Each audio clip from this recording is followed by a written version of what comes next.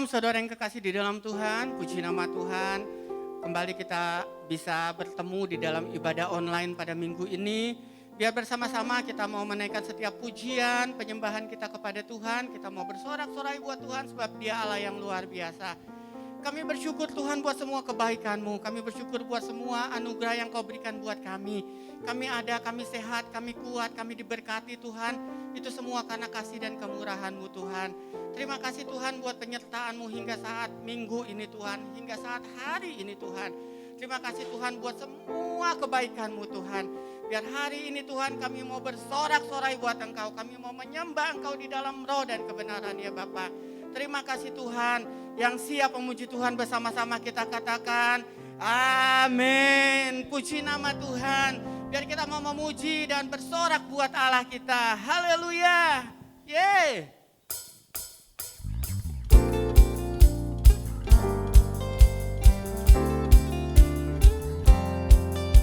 Kami selalu teringat akan kasih setia-Mu Tuhan dalam setiap kehidupan kami ya Bapa. Haleluya. Woo.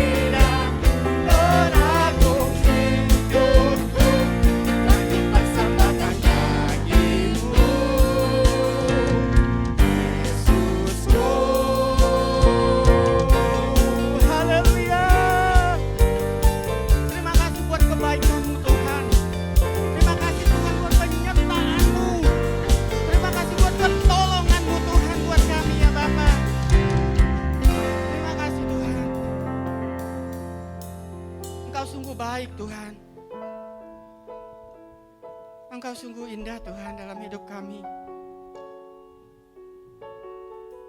Sungguh kami cinta Engkau Tuhan. Dan kami mau memuji-Mu Tuhan.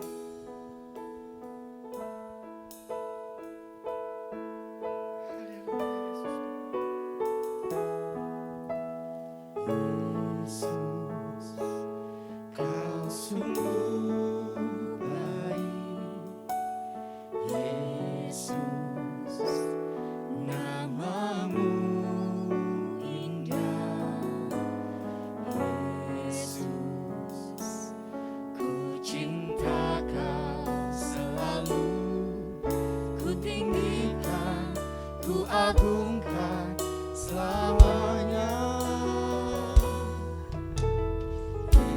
Yesus, Kau sungguh baik. Yesus, namamu indah. Yesus, ku cinta Kau selalu. Ku tinggikan, ku agungkan selamanya. Mau memuji-Mu, ku selalu puji-Mu. Ku mau menyembah-Mu, ku selalu sembah-Mu. Kau yang layak terima semua pujian. Hanya bagi Tuhan. Yesus, Engkau sungguh baik ya Tuhan. Yesus, Kau sungguh baik. Yesus, namamu indah. Yesus, ku cinta Kau selalu. Ku tinggikan, ku agungkan selamanya. Ku mau memuji-Mu, ku selalu puji-Mu. Ku mau menyembah-Mu, ku selalu sembah-Mu. Kau yang layak terima semua pujian. Kemuliaan hanya bagi Tuhan. Semua kemuliaan dan keagungan tertuju padamu, Tuhan dan Raja-Mu. Segenap jiwa dan nafasku menyembah Yesus yang hidup. Semua kemuliaan dan keagungan tertuju padamu, Tuhan dan Raja-Ku. Segenap jiwa dan nafasku menyembah Yesus yang hidup. Kami memuji-Mu Tuhan. Ku selalu puji-Mu, ku mau menyembah-Mu, ku selalu sembah-Mu. Kau yang layak terima semua pujian. Kemuliaan hanya bagi Tuhan. Ku mau memuji-Mu. Ku selalu puji-Mu, ku mau menyembah-Mu,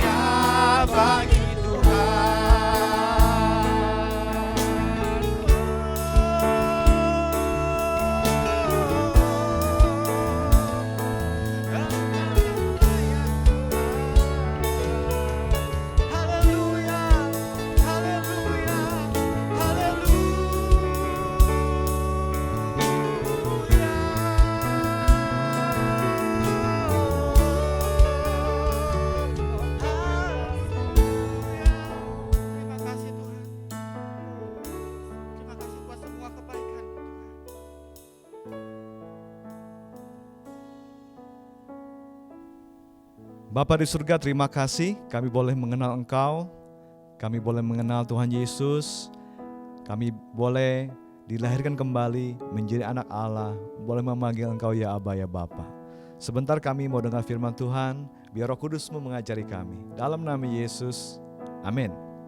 Shalom saudaraku, hari ini kita akan sama-sama belajar firman Tuhan, Roh Kudus dalam hidup orang percaya. Saudaraku, di Perjanjian Lama, orang-orang yang didiami Roh Kudus hanya sekelompok orang saja, yaitu imam, nabi, raja. Namun dalam Perjanjian Baru, puji Tuhan, Roh Kudus mendiami setiap orang yang percaya. Yohanes Pembaptis memberi kesaksian ketika ia diutus oleh Allah untuk membaptis.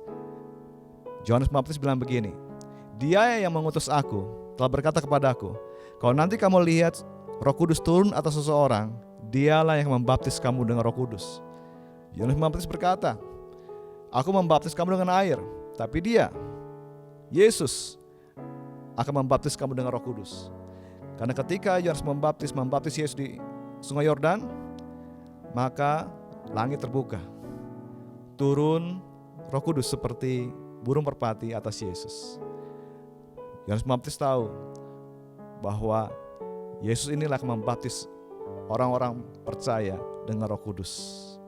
Saudaraku, dalam Yohanes 7 ayat 37 sampai 39 dikatakan begini, pada hari terakhir, yaitu pada puncak perayaan itu, Yesus berdiri dan berseru, barang siapa haus, baiklah ia datang kepada aku dan minum. Barang siapa percaya kepada aku, seperti yang dikatakan oleh kitab suci, dari dalam hatinya akan mengalir aliran-aliran air hidup. Yang dimaksudkannya ialah roh yang akan diterima oleh mereka yang percaya kepadanya. Sebab roh itu belum datang karena Yesus belum dimuliakan. Setelah Yesus dimuliakan, yaitu setelah Yesus bangkit dari antara orang mati, naik ke surga, Yesus sebelumnya memberikan perintah kepada murid-muridnya, tunggu janji Bapa, jangan tinggalkan Yerusalem. 10 hari setelah murid-murid menunggu di Yerusalem, di atas loteng berdoa, Roh Kudus turun di hari Pentakosta, hari ke-50. Yesus membaptis murid-muridnya dengan Roh Kudus. Kita perlu belajar, saudaraku, karya Roh Kudus dalam kehidupan orang percaya. Apa yang dikatakan Tuhan Yesus tentang Roh Kudus? Yang pertama, saudaraku, karya Roh Kudus dalam hidup orang percaya adalah untuk melahirbarukan kita. Tuhan Yesus berkata kalau Roh Kudus datang, Ia akan menghisapkan dunia akan dosa, kebenaran, penghakiman. Yesus berkata, sesungguhnya jika seorang tidak dilahirkan dari air dan roh, ia tidak dapat masuk dalam kerajaan Allah. Apa yang dilahirkan dari daging adalah daging, apa yang dilahirkan dari roh adalah roh. Untuk masuk kerajaan Allah, seseorang harus dilahirkan kembali dari Roh Kudus. Kapan seseorang dilahirkan kembali? Ketika ia percaya kepada Yesus. Rasul Paulus menyatakan, tidak seorang pun yang dapat berkata Yesus adalah Tuhan kalau bukan dari Roh Kudus.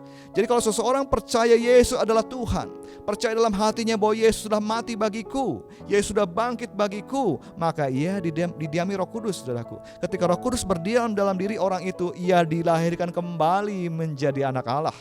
Dalam Roma 8 ayat 15 dikatakan, sebab kamu tidak menerima roh perbudakan yang membuat kamu menjadi takut lagi, tapi kamu menerima roh yang menjadikan kamu anak Allah. Oleh roh itu kita berseru, ya Aba, ya Bapa. Ketika seseorang percaya Yesus adalah Tuhan, percaya dalam hati bahwa Yesus sudah mati bagi dosaku, Yesus sudah bangkit dari antara orang mati, maka ia didiami Roh Kudus. Ia dilahirkan kembali menjadi anak Allah. Rasul Paulus menyatakan, atau tidak tahukah kamu bahwa tubuhmu itu adalah bait Roh Kudus, Roh Kudus yang kamu peroleh dari Allah, bahwa kamu bukan milik kamu lagi. Yang pertama, saudaraku, karya Roh Kudus adalah melahirbarukan kita yang percaya kepada Yesus. Yang kedua, Tuhan berkata, Roh Kudus akan mengajar kita. Yohanes 14 ayat 26. Tetapi penghibur, yaitu Roh Kudus yang akan diutus oleh Bapa dalam namaku, Dialah yang akan mengajarkan segala sesuatu kepadamu dan akan mengingatkan kamu akan semua yang telah kukatakan kepadamu. Tuhan Yesus berkata, adalah lebih berguna kalau aku pergi kepada Bapa, supaya kalau aku pergi kepada Bapa, nanti akan datang penolong yang lain, yaitu Roh Kudus. Ia akan mengajari kamu bagaimana kita harus hidup di muka bumi ini. Saudaraku, Tuhan Yesus tidak meninggalkan kita seperti yatim piatu. Tuhan Yesus naik ke surga, Ia utus Roh Kudus menolong kita, saudaraku. Puji Tuhan. Roh Kudus itu akan mengajar kita bagaimana kita harus menjalani hidup ini. Dan untuk itu saudara dan saya harus baca firman Tuhan. Tadi dikatakan Roh Kudus akan mengajar kamu dan akan mengingatkan segala sesuatu yang kukatakan kepadamu. Kata mengingat berarti mesti ada lebih dulu, saudaraku. Saudara saya harus punya kebiasaan tiap hari membaca firman Tuhan. Bacalah Alkitab setiap hari, saudaraku. Nanti Roh Kudus akan mengajari kita lewat firman yang kita baca. Roh Kudus akan ingatkan semua yang sudah dikatakan Tuhan Yesus. Banyak orang Kristen saat ini bingung dalam menjalani hidup ini. Seandainya ada pedoman, ada manual katanya, lebih mudah hidup ini. Saudaraku, Tuhan Yesus sudah memberikan manual, yaitu Alkitab dan juga Roh Kudus. Belajarlah kepada Roh Kudus. Baca firman Tuhan, Roh Kudus akan mengajar kita sedikit demi sedikit, kebenaran demi kebenaran, menuntun langkah hidup kita. Roh Kudus akan ingatkan kita akan setiap firman yang diucapkan Tuhan Yesus, supaya kita tahu keputusan apa yang harus kita ambil dalam kehidupan kita sehari-hari. Dalam Yohanes 16 ayat 13 dikatakan, tetapi apabila Ia datang, yaitu Roh kebenaran, Ia akan memimpin kamu ke dalam seluruh kebenaran. Sebab Ia tidak akan berkata-kata dari dirinya sendiri, tetapi segala sesuatu yang didengarnya, itulah yang akan dikatakannya, dan Ia akan memberitakan kepadamu hal-hal yang akan datang. Kalau saudara berdoa kepada Bapa di sorga, saudara berdoa kepada Tuhan Yesus, Roh Kudus akan menolong kita, saudaraku. Nanti Roh Kudus akan memberitahukan apa yang Ia dengar dari Bapa, apa yang Ia dengar dari Tuhan Yesus kepada saudara dan saya. Kan itu belajar, saudaraku, mendengarkan Roh Kudus bicara. Bagaimana caranya? Saudara dan saya harus punya kebiasaan datang kepada Tuhan, baca Alkitab. Di firman Tuhan, seorang nabi berkata, setiap pagi Ia mempertajam pendengaranku. Saudara belajar bangun pagi, cari Tuhan, dengarkan Tuhan bicara lewat Roh Kudusnya dalam diri kita. Roh Kudus akan menuntun langkah hidup kita, memberikan kita kemenangan demi kemenangan. Salah satu yang paling sulit dikalahkan, saudaraku, dalam hidup kita sebagai orang Kristen adalah keinginan daging. Tapi kalau kita hidup oleh Roh, kita akan bisa mematikan keinginan daging. Dan kita tidak lagi ikuti keinginan daging, tapi ikuti keinginan Roh Kudus. Kita akan menghasilkan buah Roh. Apa itu buah Roh? Galatia 5 ayat 22-23 dikatakan, buah Roh ialah kasih, sukacita, damai sejahtera, kesabaran, kebaikan, kesetiaan, kelemah lembutan, penguasaan diri. Kualitas karakter Kristus, saudaraku. Kalau kita hidup mengikuti tuntunan Roh Kudus, diajar Roh Kudus, kita akan menghasilkan buah. Makin lama kita akan diubah menjadi seperti Kristus. Puji Tuhan. Yang ketiga, saudaraku, karya Roh Kudus dalam hidup kita adalah untuk menolong kita. Tuhan Yesus berkata dalam Yohanes 14 ayat 16-17, Aku akan minta kepada Bapa, dan Bapa akan memberikan kepadamu seorang penolong yang lain, supaya Ia menyertai kamu selama-lamanya, yaitu Roh kebenaran. Dunia tidak dapat menerima Dia, sebab dunia tidak melihat Dia dan tidak mengenal Dia. Tetapi kamu mengenal Dia, sebab Ia menyertai kamu dan akan diam di dalam kamu. Puji Tuhan, saudaraku. Roh Kudus adalah pribadi Allah. Allah itu Roh, Allah itu Esa. Allah Bapa itu punya firman. Firman itu anak tunggal Bapa. Diutus oleh Bapa turun ke dunia jadi manusia, namanya Yesus. Allah itu punya roh. Rohnya itu Roh Kudus, saudaraku. Ketika seorang percaya kepada Yesus, Bapa memberikan Roh Kudusnya tinggal dalam diri kita. Haleluya. Sesungguhnya, saudaraku, kita tidak ditinggalkan sendirian di muka bumi ini. Ada Allah di dalam diri kita. Roh Allah diam di dalam kita. Puji Tuhan. Dikatakan Bapa itu memberikan penolong yang lain. Kata penolong dalam bahasa aslinya parakletos. Parakletos adalah orang yang berdiri di samping dan menolong kita, pengantara kita. Jadi advokat, saudaraku. Wow, yang membela kita. Roh Kudus menolong kita. Dalam doa sekalipun Roh Kudus menolong kita. Dalam Roma 8 ayat 20-27 dikatakan, demikian juga Roh Kudus membantu kita dalam kelemahan kita. Sebab kita tidak tahu bagaimana sebenarnya harus berdoa, tapi Roh Kudus sendiri berdoa untuk kita kepada Allah dengan keluhan-keluhan yang tidak terucapkan. Dan Allah yang menyelidiki hati nurani mengetahui maksud roh itu, yaitu bahwa ia sesuai dengan kehendak Allah berdoa untuk orang-orang kudus. Roh Kudus membela kita, menjadi advokat, memimpin kita untuk berdoa kepada Allah. Puji Tuhan. Roh Kudus akan menolong kita dalam kehidupan kita sehari-hari, saudaraku. Roh Kudus akan memampukan kita untuk melakukan kehendak Allah. Saudaraku, dalam hidup ini kita semua punya panggilan, kita punya tugas dari Tuhan, ya. Seperti ya kita dikatakan gereja adalah tubuh Kristus, satu tubuh tapi banyak anggota. Ada yang mata, telinga, tangan, kaki. Saudara dan saya harus tahu, saya ini posisinya di mana, fungsinya apa. Dan Roh Kudus itu memberi kemampuan dengan karunia-Nya, saudaraku. Kepada yang seorang, Roh Kudus memberi karunia itu, kepada yang seorang lagi, Roh Kudus memberi karunia itu. Ada begitu banyak karunia. Ada orang yang dipanggil, diberi karunia sebagai gembala, karunia pengajar, penginjil, pelayanan kerasulan, kenabian. Ada orang yang diberikan karunia memimpin, karunia menasihati, karunia memberi, karunia melayani, saudara, menunjukkan kemurahan. Ada orang yang punya karunia mengadakan mujizat, karunia menyembuhkan, karunia iman, karunia hikmat pengetahuan.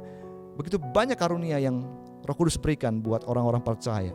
Tujuannya adalah memampukan kita, menolong kita untuk bisa melakukan kehendak Allah sesuai dengan bagian kita masing-masing, saudaraku. Puji Tuhan. Sudahkah engkau mengetahui karunia apa yang sudah Roh Kudus berikan kepadamu? Kenali, saudaraku. Roh Kudus menolong kita untuk berdoa. Roh Kudus menolong kita dalam kehidupan kita, memampukan kita untuk melakukan kehendak Allah. Tanpa Roh Kudus kita tidak sanggup. Tapi dengan Roh Kudus kita bisa melakukan segala sesuatu. Tuhan menyertai kita. Haleluya. Yang berikut, saudaraku, yang keempat, mengapa kita diberikan Roh Kudus? Yaitu memberi kuasa menjadi saksi Kristus. Dalam Yohanes 15 ayat 26 dikatakan, jikalau penghibur yang akan kuutus dari Bapa datang, yaitu Roh kebenaran yang keluar dari Bapa, ia akan bersaksi tentang aku. Roh Kudus adalah roh kesaksian. Kalau Roh Kudus berdiam dalam diri orang percaya, maka orang percaya itu juga harus memberi kesaksian. Dalam Kisah 1 ayat 8 dikatakan, tetapi kamu akan menerima kuasa kalau Roh Kudus turun ke atas kamu, dan kamu akan menjadi saksiku di Yerusalem, di kota Yerusalem, Yudea, Samaria, sampai ke ujung bumi. Saudaraku, Roh Kudus diberikan kepada kita supaya kita punya kuasa untuk bersaksi. Petrus adalah seorang yang penakut. Dia pernah menyangkal gurunya 3 kali, saudara, menyangkal Yesus 3 kali.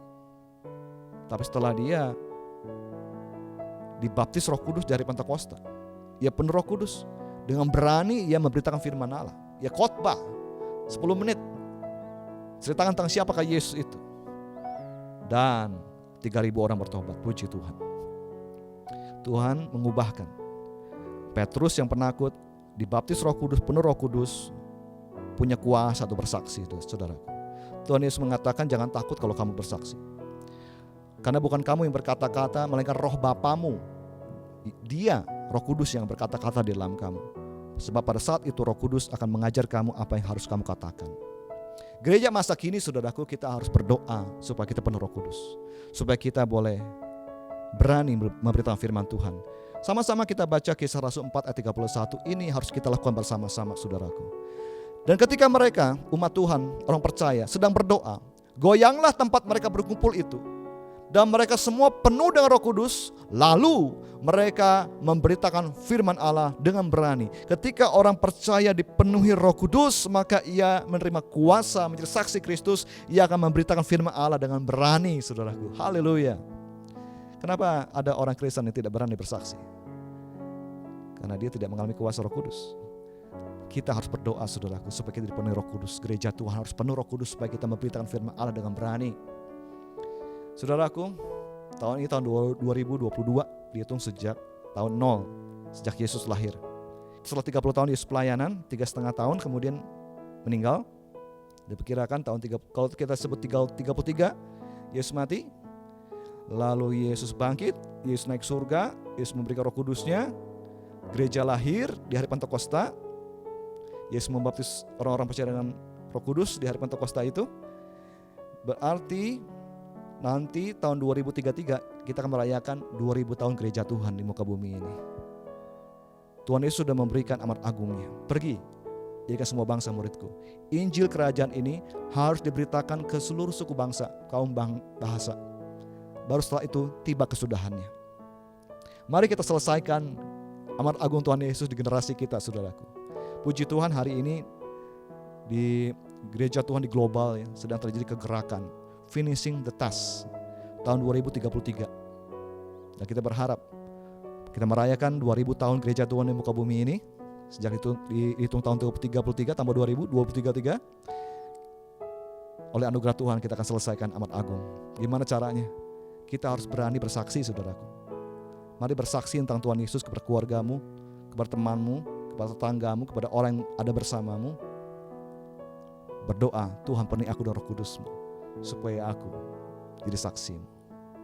Kenapa banyak ada orang Kristen yang gak berani bersaksi, gak ngalamin kuasa Roh Kudus yang menolong, menghibur, mengajar? Kemungkinan ada dua, saudara. Yang pertama, dia belum terima Roh Kudus. Seperti Rasul Paulus ketika dia menginjil daerah Efesus, ketemu murid-murid, Paulus berkata, sudahkah engkau menerima Roh Kudus ketika kau percaya?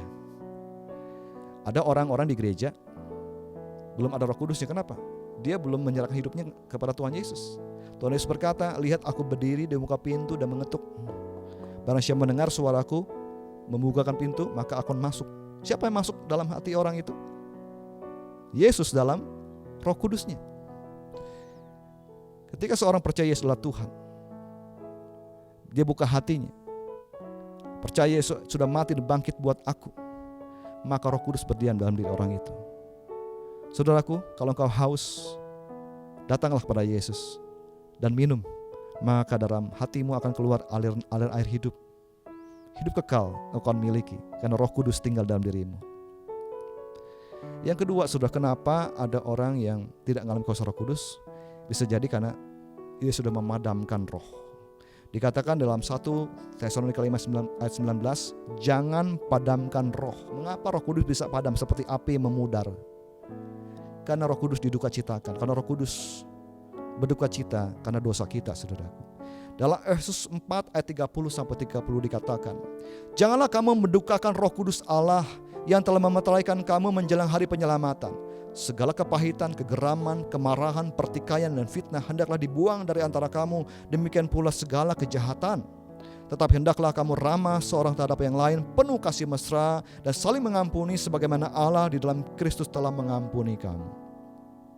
Roh Kudus sudah jadi meterai buat kita, bahwa kita milik Allah. Jangan duka citakan Roh Kudus Tuhan Allah, karena Roh Kudus suatu pribadi, dia punya pikiran, punya perasaan, punya kehendak. Jangan sakiti perasaan Roh Kudus. Jangan lukai perasaan Roh Kudus. Kalau ada dosa, buang, saudaraku. Ada kejahatan, buang. Jangan kau menyimpan kemarahan, kegeraman, dendam di hatimu. Buang semuanya itu. Jangan kau menyimpan kepahitan. Kalau kau kepahitan sama ayahmu, sama siapapun, buang kepahitan itu. Buang fitnah, buang kejahatan, buang pertikaian. Karena itu menduka citakan Roh Kudus. Karena itu bisa memadamkan Roh Kudus dalam diri kita, saudaraku. Rindukah engkau dipakai Tuhan dalam hidup ini? Roh Kudus diberikan oleh Tuhan Yesus, diutus oleh Bapa, berdiam dalam diri orang yang percaya, supaya kita lahir baru, supaya kita mendapatkan pengajaran, penghiburan, pertolongan Roh Kudus, supaya kita jadi saksinya Tuhan, diberi kuasa jadi saksi Tuhan.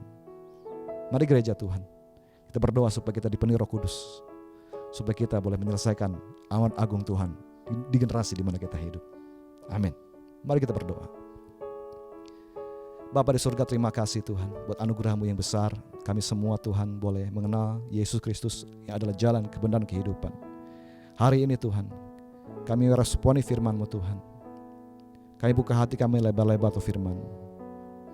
Saudaraku, bila hari ini kau dengar firman Allah dan kau tidak yakin Kristus ada dalam hatimu, belum ada Roh Kudus dalam dirimu, buka hatimu. Undang Yesus masuk hatimu. Firman Tuhan berkata, lihat aku berdiri di muka pintu dan mengetuk. Barang siapa mendengar suaraku, membuka pintu hatinya, aku akan masuk. Undang Yesus masuk hatimu. Katakan, Tuhan Yesus, masuk hatiku Tuhan. Aku percaya Engkau adalah Tuhan. Engkau telah mati dan bangkit buat aku.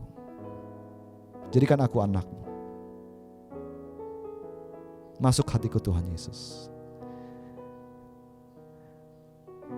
Ketika engkau mengundang Yesus, Yesus akan masuk.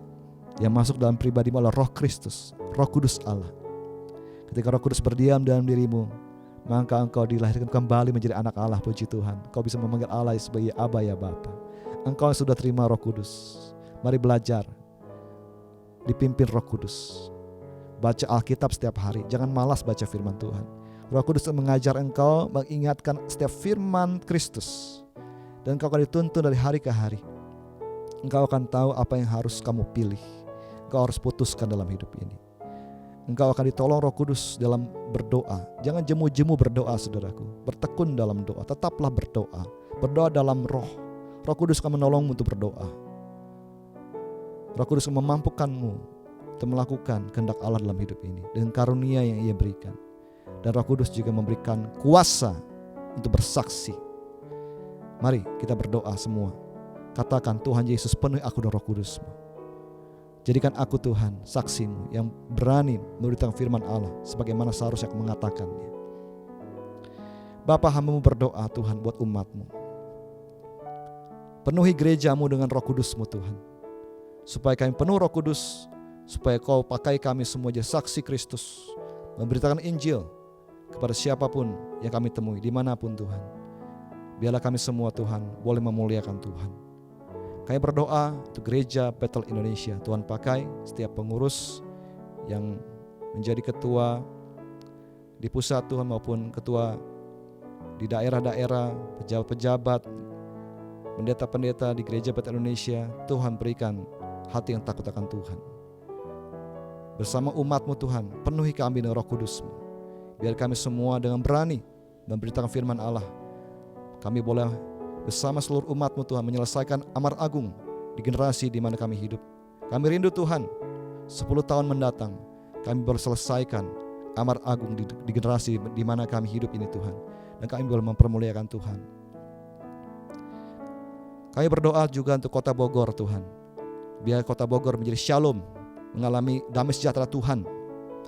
Biarlah Tuhan kota ini mengalami anugerah Tuhan, kasih karunia Tuhan. Selamatkan kota kami ya Allah.